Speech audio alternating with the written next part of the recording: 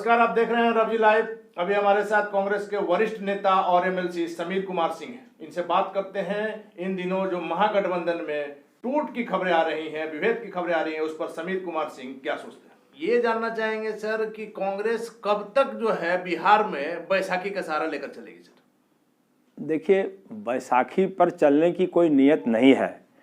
राष्ट्रीय जनता दल के साथ हमारा किसी न किसी सिद्धांत के कारण ही संबंध रहा है।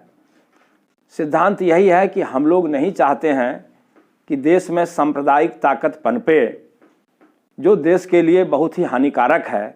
इसीलिए हम लोगों ने सांप्रदायिक ताकत को कमज़ोर करने के लिए, परास्त करने के लिए उनसे समझौता किया है और अपना नुकसान सह के भी समझौता किया है। जन भावना तो रहती है, लोगों की भावना यही है बिहार में कि कांग्रेस फिर से अपने पैर पर खड़ी हो जाए और जो उसका सम्मान था बिहार में उस स्थिति में लौटे। लेकिन सर, सांप्रदायिक ताकतों को नहीं पनपने का आप ये बहाना बना करके आप देखिए कि जहां जहां आप लोग कर रहे हैं, कांग्रेस का तो मतलब सफाया होते जा रहा है। खास करके बिहार में आप एकदम पिछलग्गू पार्टी बन गए हैं सर।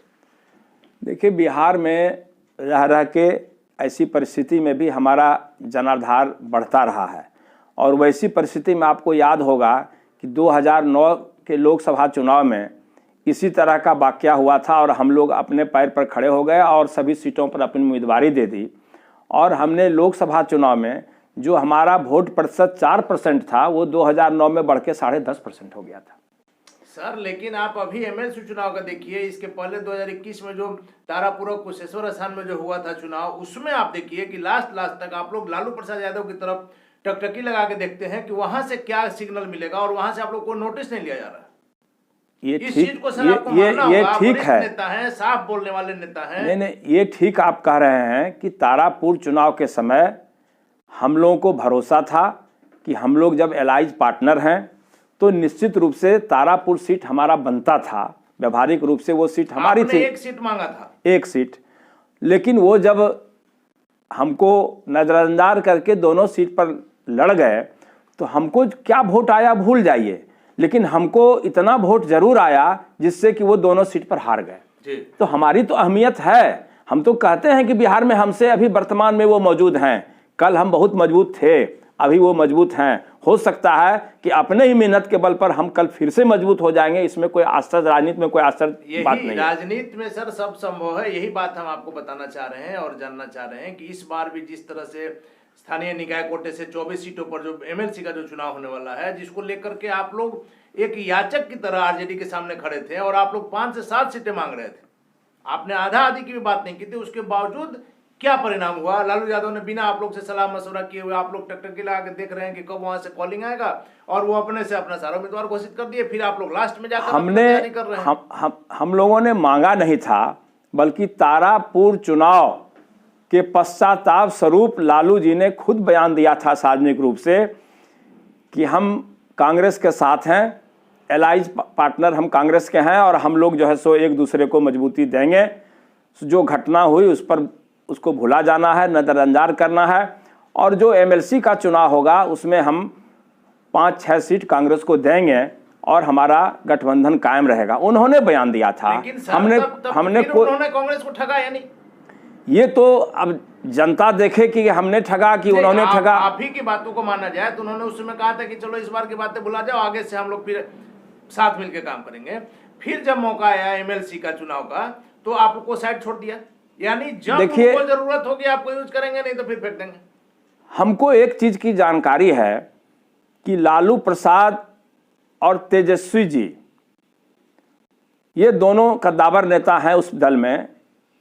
इन लोगों के बीच में कोई ऐसा व्यक्ति घुस गया है जो राजद को भी डैमेज कर रहा है और ये सब जो सामने घटना आ रहा है उसी व्यक्ति का काम है। अब वो कौन व्यक्ति है, लालू जी नहीं पहचान रहे हैं, तेजस्वी जी नहीं पहचान रहे हैं और हम समझते हैं हमारे अलग होने से समाधान उनका नहीं होगा। वैसे व्यक्ति को जब तक अपने से दूर नहीं करेंगे तो राष्ट्रीय जनता दल का हमेशा नुकसान ही होगा। सर, कांग्रेस जितनी तेजी से आगे बढ़ने का प्रयास कर रही है, आप चूंकि साफ बोलते हैं इसलिए मेरा आपसे यह सवाल है कि जितनी तेजी से कांग्रेस आगे बढ़ने की कोशिश कर रही है उतनी तेजी से पीछे नहीं आ रही है। इसका प्रमाण मैं आपको देता हूं कि आपने बिहार में वैसे व्यक्ति को कांग्रेस ज्वाइन कराया है जिस पर कि देशद्रोह का मुकदमा दर्ज है, उसके बावजूद आपको कोई फायदा मिला? ऐसा कौन नाम है हमारे जानकारी में, तो इस तरह की बात नहीं है। कन्हैया कुमार जिसको आपने ज्वाइन कराया सर, उन पर जो आरोप है, पुष्टि नहीं हुई है, मैं इस बात की नहीं कर रहा हूं, लेकिन देखिए आरोप जब निराधार साबित हो चुका है तो उनको देशद्रोही कैसे कहा जा सकता है? सर कन्हैया कुमार के आने से आपको कोई फायदा हुआ? अब ये तो आकलन होगा पार्टी में, अभी आकलन नहीं हुआ है। अभी हमारे राष्ट्रीय नेतृत्व ने अगर फैसला लिया है तो कोई नीति के तहत फैसला लिया होगा। और ये आप समझ लीजिए कि हम हों या कोई भी हों, कन्हैया कुमार हों, अगर हमसे पार्टी का नुकसान होगा तो हमारा राष्ट्रीय हाईकमान बर्दाश्त नहीं करेगा। हम सभी पार्टी के हित के लिए हैं। अगर कन्हैया कुमार पार्टी के हित साधने में सफल होंगे तो उनकी अहमियत बढ़ेगी, और नहीं तो फिर तो यहाँ तो लोग, बहुत सारे लोग आते हैं चले जाते हैं। हमारे जैसा नहीं है लोग कि 109 बरस से नेहरू परिवार के साथ जुड़े हुए हैं। यही कहना चाह रहे हैं कि 109 बरस से जो पार्टी है, जिस पार्टी ने देश पर कितने साल राज किया, उस पार्टी की स्थिति है कि यूपी में भी वो दूसरे का देख रही है चेहरा, बिहार में भी दूसरे का चेहरा देख रही है कि कब वहां से हमको कॉलिंग आए और हम जाके गठबंधन की बात करें। लेकिन अब जो हम लोग राष्ट्रीय स्तर पर विचार मंथन चल रहा है, जो हमारे नेता राहुल गांधी सोच रहे हैं, उसका रिजल्ट आपको जल्दी ही सामने आएगा।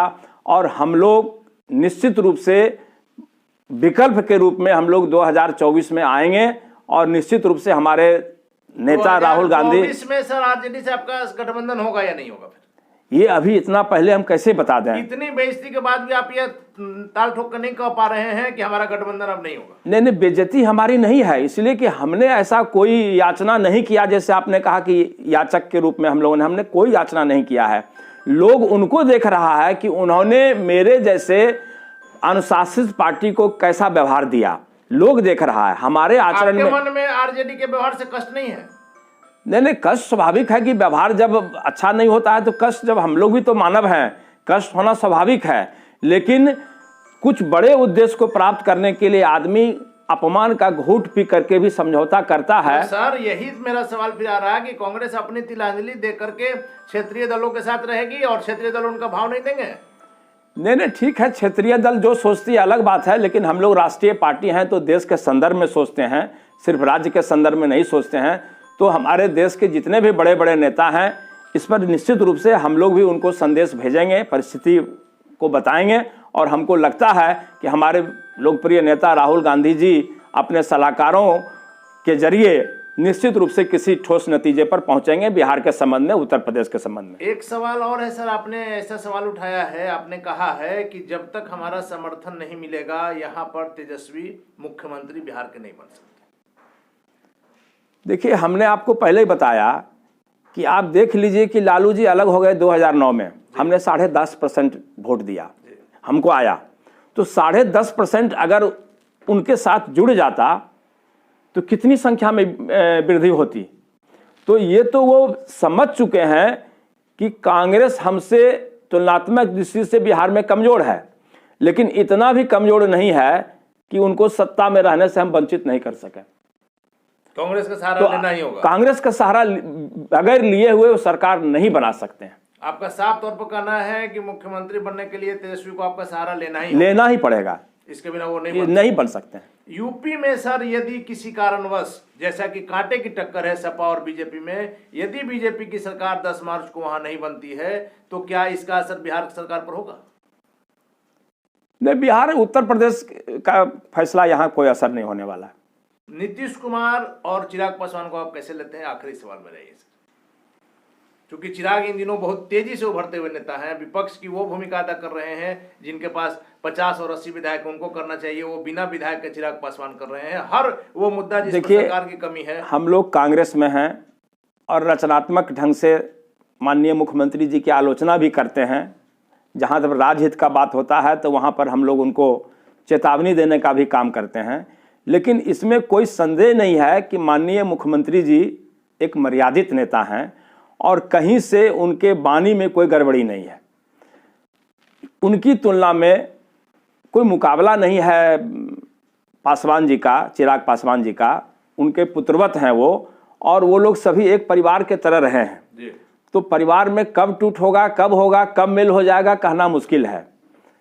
तो चिराग पासवान जी को हम यही सलाह देंगे, नीतीश जी से ही नहीं, अपने वरिष्ठ को आदर देना सीखेंगे तो आगे बढ़ेंगे, और अपने को सिर्फ मजबूत साबित करेंगे, दूसरे की आलोचना सिर्फ करेंगे तो बड़ा मुश्किल है बिहार के राजनीति को करना। नीतीश कुमार से प्रेम क्या आगे कुछ नई कहानी कर सकता है कांग्रेस और नीतीश कुमार मिलकर? नीतीश कुमार का कहा ना कि हम लोगों को तो नीतीश कुमार से जो संबंध था आज भी है। नहीं, आज नहीं है, ऐसा कैसे? अब तो हम विपक्ष में, हमारी भूमिका ही बदल गई, आज कैसे रहेगी?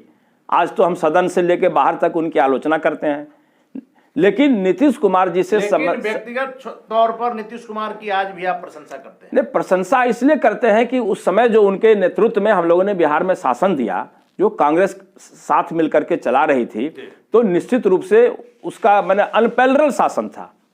उसी में नीतीश कुमार चमके भी, और उसी में नीतीश कुमार का सम्मान बढ़ा बिहार में, उसमें कांग्रेस के समर्थन से।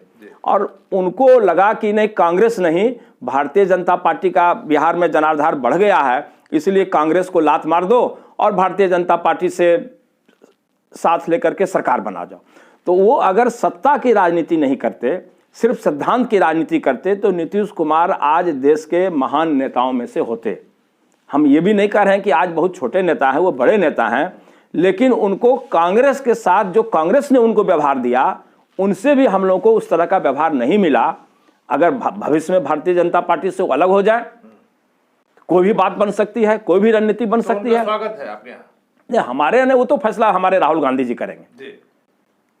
हमारे राहुल गांधी जी भी, लेकिन इस संभावना से इनकार नहीं किया जा सकता। हमारे नेता राहुल गांधी जी भी नीतीश कुमार को बड़ा सम्मान की दृष्टि से देखते हैं। हम लोग विपक्ष में हैं तो ठीक है, हम तो जहां पर ठोकर लगाना होगा उनको लगाएंगे, गलत है आप वहां आवाज उठाते रहेंगे। लेकिन नीतीश कुमार जी के बारे में कोई हमारी पार्टी के तरफ से गलत टिप्पणी न की गई है, न की जाएगी, इसलिए कि हमारे जो नेता हैं राहुल गांधी जी, वो सभी दल के नेताओं को सम्मान देने में विश्वास करते हैं, बड़े अनुशासित व्यक्ति हैं, बड़े ही कुशल राजनेता हैं, उनको जो समझ ले। लेकिन आज राहुल गांधी की आवश्यकता पूरे देश को है, और हम आपको दावा कर सकते हैं इसी राज्य में हम भी रहेंगे, आप भी रहेंगे। 2024 का जो आने वाला समय है वो राहुल गांधी जी का है, और राहुल गांधी आएंगे तो ये झूठी सरकार जाएगी, और जो एक झूठा जाल बिछा करके सपनों का सौदागर बन के जो नरेंद्र मोदी जी ने किया है, उसमें बदलना आप देश के लोगों की मजबूरी हो गई है, और ये मजबूरी 2024 में खत्म हो जाएगी। धन्यवाद। आपने सुना समीर कुमार सिंह का साफ तौर पर कहना है कि तेजस्वी यादव बिना हमारे सहयोग के बिहार में मुख्यमंत्री नहीं बन सकते हैं, उन्हें हमारा सहयोग लेना ही होगा, और कांग्रेस पार्टी को इग्नोर करके आप आगे नहीं बढ़ सकते। आप देख रहे हैं रवजी लाइव, खबरों का सिलसिला जारी है, आप बने रहे हैं रवजी लाइव।